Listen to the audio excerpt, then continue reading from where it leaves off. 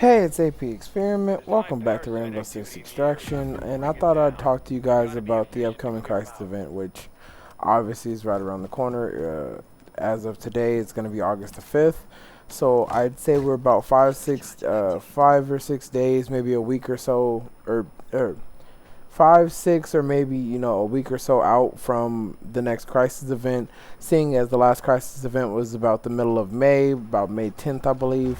So I'd assume this one is anywhere from August 12th to maybe August 15th, something like that. That weekend, or maybe like August 17th or 18th, something like that. Basically, the middle of this month, I believe, is when the next Crisis event should be. Obviously, everyone is expecting to get a new operator. Hopefully, Jesus, because everybody's like really very torn as far as how they're feeling about the game. Obviously, they're feeling like the content's a little slower than it should be. Some people are feeling like it's just enough content, obviously, so that's like a constant back and forth in the Discord and the Reddit and things like that. But with it coming up, I'm actually very excited, which is crazy because I think that with the space that there's been in between the Crisis events and all the cool concepts and ideas, I think that's really just kept the hype up for me. So like, I've seen people talking about possible other locations. Like me personally, I want to see Tokyo. I want to see maybe Los Angeles. Specifically because I'm from Los Angeles, so I'd love to see what they would do with that. I'd love to see somewhere maybe like very beachy, like Hawaii or something. Like that would be epic. Maybe a beach setting with Arcans, crazy. Especially if they were to bring in some sort of like aquatic Archean that like pops out of water. That would be crazy. An Archean that pops out of water, that would be crazy. Anyway, but with the upcoming Crisis event, I wanted to kind of just recap on the way that the Crisis events have been. The first Crisis event was Spillover, a game mode that basically was like a airlockless objectives. You take the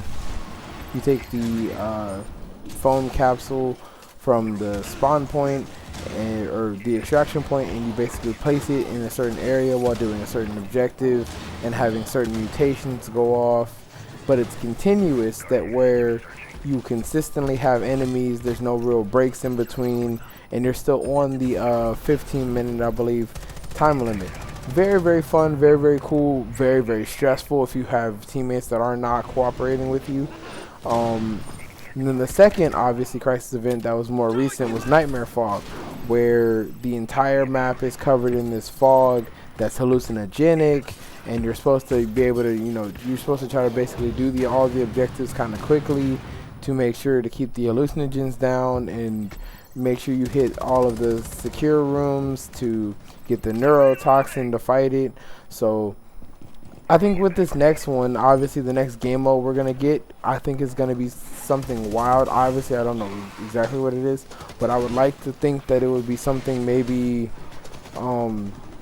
since the first one had to do with Sprawl and the second one basically had to do with Fog, I would make the assumption that they're pretty much all based around certain like mutations, with basically Nightmare Fog being an adaptation of Chimera Fog, Spillover being like Sprawl Overflow.